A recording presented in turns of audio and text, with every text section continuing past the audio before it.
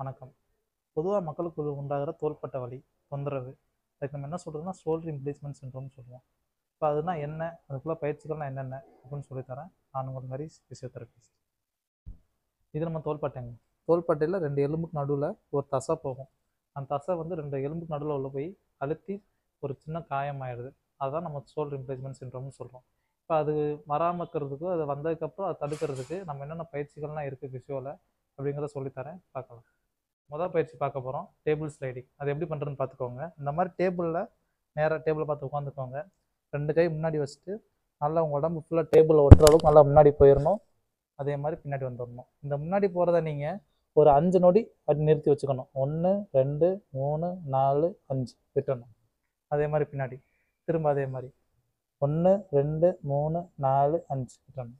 இந்த மாதிரி ஒரு 10 முறை பண்ணிக்கணும். இது முதல் பயிற்சி. இப்போ இம்பீச்மெண்ட்டுக்குள்ள 2வது பயிற்சி பார்க்க போகிறோம்.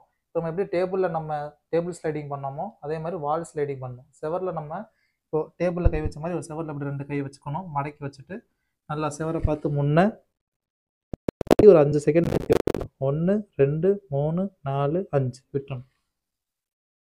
திரும்ப இதே மாதிரி 1 2 3 4 5. அவ்வளோதான். இந்த மாதிரி ஒரு 10 ரிப்பீட்டேஷன் 10 முறை பண்ணிக்கணும். இது 2வது பயிற்சி. இம்பீச்மெண்ட்டுக்குள்ள 3வது பயிற்சி பார்க்க போகிறோம். அதுக்கு என்ன பண்ணணும்னா, இந்த மாதிரி டேபிள் உட்காந்துக்கோங்க. டேபிள் பக்கத்தில் சேர் போட்டு உட்காந்துட்டு இந்த மாதிரி தம்பிள்ஸ் 1 கேஜி தம்பிள்ஸ் எடுத்துக்கோங்க. உங்கள்கிட்ட 1 கேஜி தம்பிள்ஸ் இல்லைனா நீங்கள் ஒரு 1 லிட்டர் வாட்டர் கேன் இல்லைனா 1/2 லிட்டர் வாட்டர் கேனில் தண்ணி இப்போ நிரப்பி வச்சுக்கோங்க. நிரப்பி இந்த மாதிரி பிடிச்சிட்டு நல்லா இந்த கையை நல்லா முன்னாடி கொண்டு வரணும். அதே மாதிரி பின்னாடி கொண்டு போகணும். அவ்வளோதான்.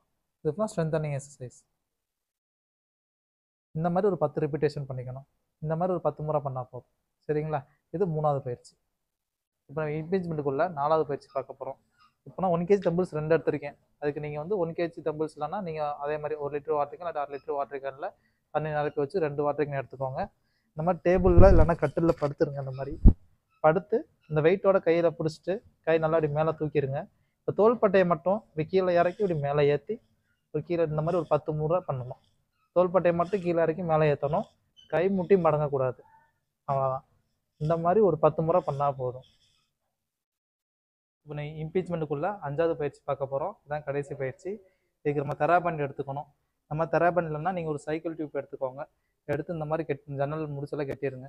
கட்டிட்டு இப்போ ஜன்னலை பார்த்து நின்றுக்கணும். நேராக நின்றுக்கணும். அதே மாதிரி இந்த சைடோ இந்த பக்கம் திரும்பிடக்கூடாது. நேராக நின்றுக்கணும். கை முட்டியை மடக்கிடக்கூடாது. ஸ்ட்ரைட்டாக வச்சுக்கணும். இப்போ அதே மாதிரி இந்த தெராபண்ட் நல்லா அப்படி இழுத்து இந்த மாதிரி பின்னாடி விட்டுறணும். பின்னாடி இழுத்து முன்னாடி விட்டுறணும்.